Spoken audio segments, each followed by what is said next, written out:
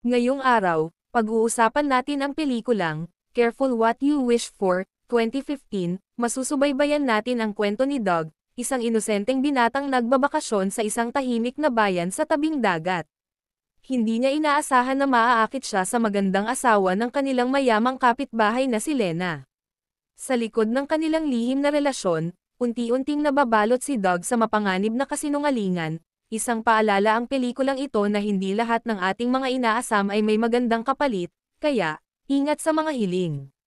Kung bago ka pa lang sa aming channel, huwag kalimutang i-like ang video, mag-subscribe, at i-share para lagi kang updated sa mga bago naming kwento.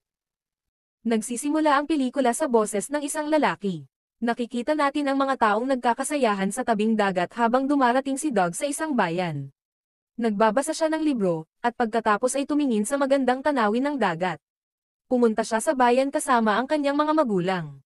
Habang nag-aayos sila ng mga gamit, nagbiro ang kanyang ina at tinanong kung sapat ba ang dala niyang mga libro. May mga libro sa kanyang silid, at ang bahay nila ay katabi ng daungan kung saan nakadaong ang ilang bangka. Pumunta siya sa kanyang silid at tumingin sa ilang mga larawan. Nang silipin niya ang bintana, napansin niyang may bagong mag-asawang lumipat sa tabi. Maganda ang asawa, at sinubukan niya itong pagmasdan, ngunit agad itong pumasok sa bahay. Sila ay sina Elliot at Lena. Patuloy na pinagmamasdan ni Doug si Lena, ngunit bigla itong tumingin pataas, kaya't nagulat si Doug at agad siyang lumayo sa bintana. Maya-maya, lumabas siya gamit ang kanyang bisikleta at nakita si Lena habang yumuko ito upang alisin ang buhangin sa kanyang sapatos. Nilapitan ni Doug ang kanyang kaibigan. Binuksan nila ang kanilang mga beer, at nangako ang kaibigan niya na tutulungan siyang gawing masaya ang kanyang tag-init. Pag-uwi niya, napansin niyang tuluyan nang nakalipat ang mga bagong kapitbahay. Biglang tinawag siya ng kanyang ama at isinama siya upang ipakilala sa mga ito. Sinabi ni Elliot kay Doug na sinabi ng ama nito na maraming alam si Doug tungkol sa mga bangka. Inimbitahan siya ni Elliot upang makita ang kanyang bagong bangka, at sinabi ring maaaring kunin siya bilang katulong. Mas mataas ang bayad dito kumpara sa simpleng paggagapas ng damo. Kinabukasan, pumunta si Doug upang silipin ang bangka. Nakita niya si Lena na pabalik mula sa paglangoy at patungo sa banyo upang maligo. Pinagmasdan niya ito. Habang hinuhubad ni Lena ang lahat ng kanyang damit, patuloy siyang pinagmamasdan ni Doug. Bigla na lamang lumitaw si Elliot at tinanong siya tungkol sa bangka. Ipinabatid ni Elliot na maaari siyang pansamantalang aalis, at tiniyak ni Doug na ang pinsala sa bangka ay panlabas lamang at hindi seryoso. Matapos pag-usapan ang tungkol sa bayad ni Elliot, nagkasundo silang $12 ang ibabayad. Gayunman, sinabi ni Elliot na mas gugustuhin sana niyang mabigyan ng 20. Kinabukasan, pumunta si Elliot sa pantalan, ngunit pinigilan siya ng isang gwardya at sinabing kailangan muna niyang ipakita ang kanyang ID. Kinausap siya ni Doug at sinabing mahigpit talaga ang gwardya. Tumugon si Elliot na mas gusto niya ito sa ganitong paraan. Habang nasa bangka sila, tinanong ni Doug kung paano nakuha ni Elliot ang lahat ng kanyang ari-arian. Sumagot si Elliot na ito'y dahil sa pera at sa pagiging kaakit-akit. Kinabukasan, nakita ni Doug si Lena na muling naglalakad. Bigla siyang nakarinig ng sigaw. Mabilis siyang lumabas at nakita si Lena na nakatayo sa tabi ng kotse, para bang natakot sa isang gagamba sa loob nito. Kinuha ni Doug ang gagamba at tinapos ito. Inayos niya ang kotse para kay Lena, ngunit medyo nailang siya nang lumapit ito sa kanya. Ikinwento niya ito sa kanyang kaibigan, at nagbabala ito na mag-ingat siya kay Elliot, dahil hindi ito mukhang taong dapat kasangkutan ng gulo. Habang pauwi si Doug mula sa trabaho, nakita niya si Lena na nakaupo sa beranda. Sinabi nitong nakalock siya sa kanilang bahay at kailangan niya ng tulong upang makapasok. Nakiusap si Lena na huwag itong ipagsabi dahil gusto ni Elliot na matuto siyang tumayo sa sarili niyang paa. Biglang umulan, kaya sinabi ni Lena kay Doug na maghanap ng bato at basagin ang bintana sa likod upang mabuksan niya ang pinto at makapasok siya sa loob. Ginawa ni Doug ang kinakailangan niyang gawin at nakapasok sa bahay upang buksan ang pinto para kay Lena. Inanyayahan siya ni Lena na pumasok para uminom, at binigyan siya ng isang bote ng beer. Habang nag-uusap sila, napansin ni Lena na may sugat si Doug. Mapang-akit siyang ngumiti at sinabing mabubuhay naman ito, habang sinisimulan niyang linisin ang sugat. Pagkatapos halikan ni Doug si Lena, humingi siya ng paumanhin sa hindi kanais-nais na pangyayari, ngunit mukhang hindi ito iniinda ni Lena. Sinabihan pa niya si Doug na subukan ulit. Nagsimulang nag-init ang tagpo, habang patuloy ang digmaan. Naging romantiko ang tagpo, at tinulungan pa ni Doug si Lena sa kanyang mga damit. Kinabukasan, nagising silang magkasama sa kama. Sinabi ni Lena na mahusay ang ginawa ni Doug noong gabi, at tinanong kung nakipag-date na ba siya noon. Sinabi ni Doug na ang nangyari sa kanila ay pangatlong beses pa lamang niya sa ganoong karanasan. Umuwi si Doug na may ngiti sa labi, inaalala ang gabi nila ni Lena.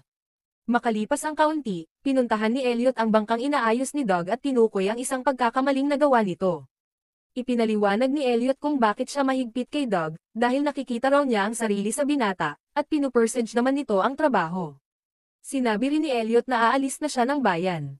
Sinamantala ni Doug ang pagkakataon upang makipagkita kay Lena.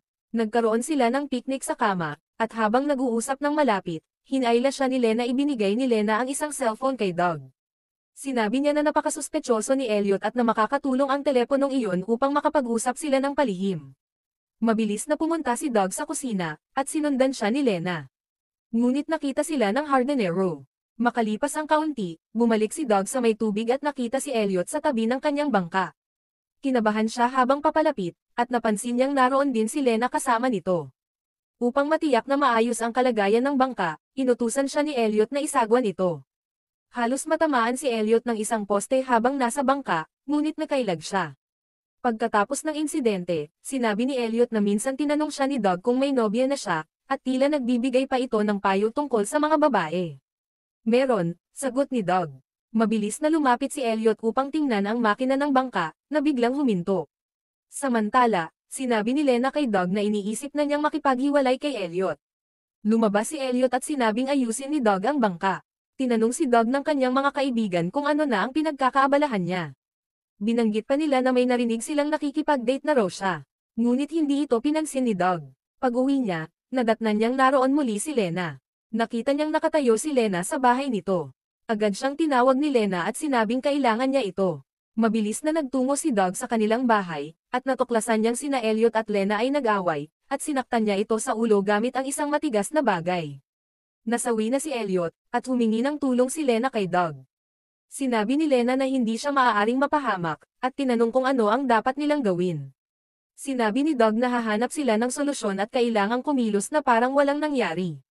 Iminungkahi ni Doug na maaari nilang palabising isang aksidente ang nangyari, ngunit ayon kay Lena, hindi sapat ang dahilan na iyon. Dahil dito, gumawa si Doug ng bagong plano, inilipat nila ang bangkay ni Elliot sa bangka, at inutusan ni Doug si Lena na sabihin sa pulisya na tumakas si Elliot pagkatapos nilang mag-away. Habang paalis na ang bangka, nakita si Doug ng isang gwardya at tinawag siya bilang, Mr. Harper. Ngunit kunwari siya si Elliot, kaya ipinagpatuloy niya ang paglalayag. Kinaumagahan, iniimbestigahan na ng mga pulis ang pangyayari, na sa unay mukhang isang aksidente. Napansin ni Doug ang ibang pulis na papunta sa bahay ni Lena, at nakita niyang nakikipag-usap si Lena sa kanila. Sa katunayan, si Doug ang tumama kay Elliot gamit ang isang poste mula sa bangka. Pagkatapos, gumamit siya ng alak at sigarilyo upang sunugin ang bangka. Maya-maya, may isang babaeng dumating sa bayan. Pumunta siya sa istasyon ng pulis at sinabi na ang LA Trust ay tinututukan ng husto ng mga awtoridad ang kaso. Malaki ang insurance money ni Elliot, at mapupunta ito ngayon kay Lena, kaya't iniimbestigahan nila kung mayroong hindi patas na nangyari. Patuloy na nagsisiyasat ang babae, at tinatanong si Lena tungkol sa lahat ng detalye, kasama na kung may pagtataksil bang naganap sa kanilang relasyon. Sinabi ni Lena na hindi siya nagtaksil sa kanyang asawa, ngunit nairita siya sa mga tanong ng investigador. Patuloy ang imbestigasyon ng mga pulis sa kaso. Dumalaw naman ang dating ahente ng insurance sa bahay upang suriin ang pinangyarihan ng krimen. Natagpuan niya ang basag na bintanang iniwan ni Doug noong gabing una siyang pinapasok ni Lena. Kinagabihan, nagtungo ang ahente sa bahay ni Doug at tinanong siya tungkol sa gabing dumating si Lena sa bahay nila. Sinabi niyang gusto nilang makausap si Doug. Sa parehong oras, nakatanggap ng mensahe si Doug mula kay Lena. Pinapapunta siya nito sa boat shed. Pumunta si Doug sa may tubig at nagkita sila ni Lena doon. Pagdating niya sa lugar, biglang pinunit ni Lena ang kanyang damit at nagsimulang sumigaw na parang may umaatake sa kanya. Pinapalabas niyang sinaktan siya ni Doug. Dumating ang mga pulis at inaresto si Doug habang nasa kustodiya ng pulisya. Sinabi ni Doug na kilala nila siya at kailangan niyang may gawin upang patunayan ang kanyang pagiging inosente. Pinaalis siya ng isang pulis, kaya't agad siyang nagtungo sa motel ni Lena upang kunin ang cellphone nito. Habang hinahanap niya ang telepono, lumabas si Lena at sabay namang dumating ang babaeng ahente. Sinabi ni Doug na nasa cellphone ang lahat ng ebidensyang magpapatunay ng kanyang pagiging inosente. Paglabas ng dalawang babae, Napansin ni Doug na pareho sila ng tato. Doon niya naisip na ang ahente ay hindi talaga investigador, kundi kasintahan ni Lena at kasabwat niya mula pa sa simula. Bigla niyang naalala ang lahat, at doon niya lubusang naunawaan na isa lang siyang maliit na bahagi ng isang mas malaking plano. Sa una, mukhang ipapasa ni Lena kay Doug ang buong sisi. Ngunit sa huli, sa isang huling kilos ng pagmamahal, iniwan niya kay Doug ang cellphone na naglalaman ng ebidensyang makakapaglinis sa kanyang pangalan. Matapos makuha ang pera mula sa insurance ni Elliot, makikita ang dalawang babae na sumasakay sa eroplano, papalayo. At dito nagtatapos ang pelikula. Hanggang sa muli.